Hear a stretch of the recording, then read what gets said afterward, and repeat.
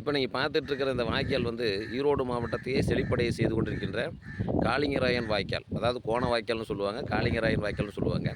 இந்த வாய்க்காலை கட்டியவர் ஆரம்பித்தவர் வந்து கொங்கு மண்டல தலைவராக இருந்த காளிங்கராயன் ஐயா அவர்கள். இந்த வாய்க்கால் வந்து 1271வது வருஷம் வெட்ட ஆரம்பிக்கப்பட்டு 1283வது வருஷம் இந்த பணி முடிக்கிறாங்க.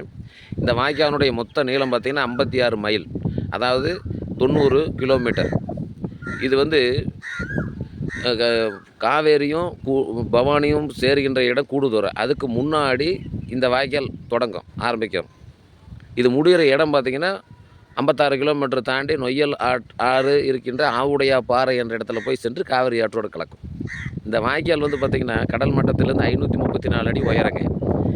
இப்போ நேராக இப்போ பார்த்திங்கன்னா இப்போ இந்த வாய்க்கால் வந்து வளைஞ்சு கட்டியிருக்கிறாங்க. அதே பேர் கோண வாய்க்கால்னு பேர். ஏன் வளைஞ்சு கட்டியிருக்காங்கன்னா, இது வந்து அந்த பவானி பக்கம் பார்த்திங்கன்னா பள்ளமான இடம், நொய்யல் ஆறு போக போக மேடாக இருக்குது. இப்போ தண்ணி ஏறுறதுக்கு என்ன செஞ்சுருப்பாங்கன்னா 56 மைல் இந்த வாய்க்காலினுடைய மொத்த நீளம். அப்படின்னா நேராக அளந்தோம்னு வச்சுக்கோங்க, ஒரு ஸ்கேல் வச்சு நேராக அளந்தால் 36 மைல் தான் வரும்.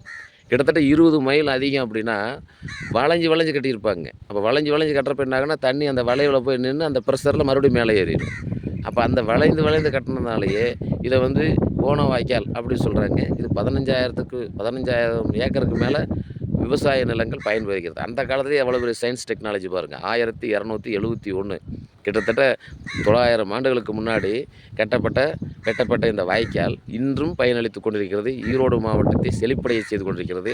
இந்த வாய்க்காலை வடிவமைத்த ஐயா காளிங்கராயன் ஐயா அவர்களுடைய திறமையே என்னவென்பது, அவர் வந்து எந்த இன்ஜினியரிங் படிக்கலைங்க. அந்த அளவுக்கு மிகச்சிறந்த அறிவாற்றல் மிக்க கொங்கு மண்டல தலைவர்.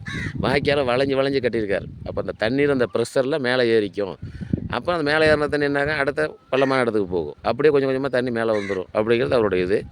அப்போ இதனுடைய மொத்த நீளம் 56 மைல். ஆனால் நேர்கோட்டில் அளந்தோம்னா 36 மைல் தான். அப்போ 20 மைல் வந்து வளைஞ்சு இருக்குது. நீங்கள் வந்து நேரில் பார்த்தீங்கன்னா தெரியும், ஒரு குறிப்பிட்ட சின்ன இடம் கண்ணுக்கு தெரியுற மாதிரி ஒரு கட்டடம் இருக்கும். ஆனால் அந்த கட்டடத்தை நீங்கள் சென்றடைவதற்கு வளைஞ்சு போக வேண்டியிருக்கும். அதுக்கு என்ன காரணம், நீரினுடைய போக்கை சமன் செய்வதற்காக.